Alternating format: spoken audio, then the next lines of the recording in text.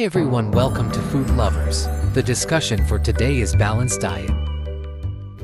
Maintaining a healthy body is like baking the perfect cake.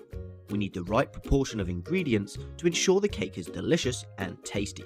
So what is the balanced diet that our body needs? There are 7 major food groups: carbohydrates, proteins, fats, minerals, vitamins, fiber, and water. Do you know what types of food we get these different groups from? Pause the video and have a think. There are just a few options.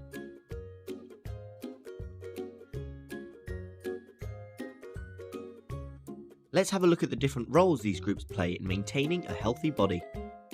Carbohydrates. Carbohydrates are the body's main source of energy and also give us calcium and B vitamins.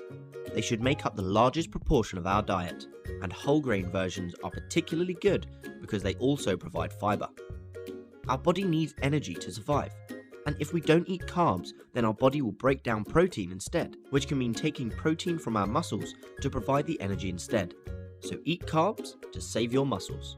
Protein. Proteins are strong, powerful little molecules. Proteins control every single function of our cells and organs and are the building blocks of life. They provide us with the means to grow and repair. Proteins are made from smaller units called amino acids, of which there are 22 different ones. Our body can't make 9 of these amino acids, and so we have to take these 9 in through our diet.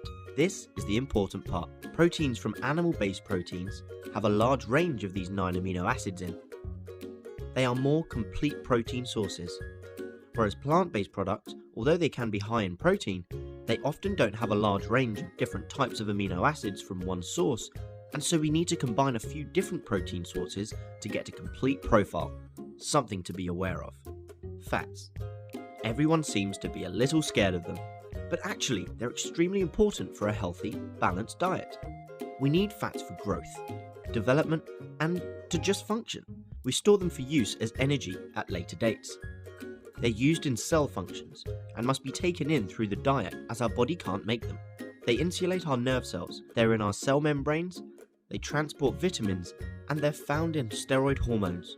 Fats are essential for a healthy, balanced diet, so just remember, fats don't make you fat, eating too many calories does. Vitamins. There's a whole variety of different vitamins, so let's keep it general. Vitamins are necessary for growth and for our cells to function normally. We cannot make them, so we must take them in through our diet. We only need them in tiny amounts, and provided you eat a varied diet, balanced in proteins, carbohydrates, fats, fruit and veg, you almost definitely have them in ample amounts.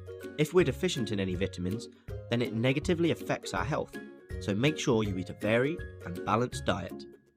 Minerals. Minerals are essential. They're important for us to build strong bones and teeth, blood, skin, hair, etc.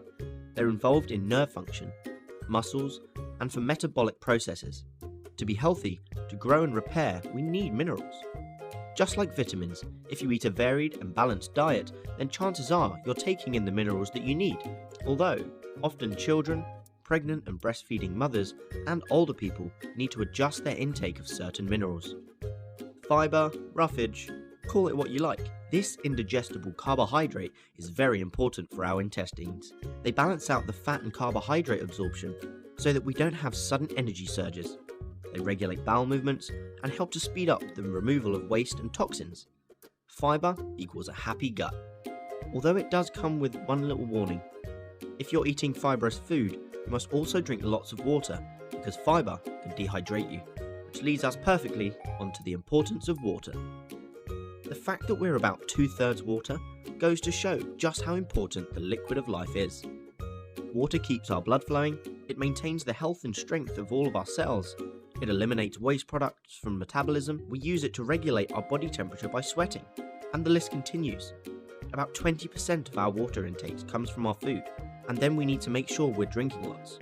In fact, most headaches are actually caused because we're dehydrated, so get that glass of water and start drinking.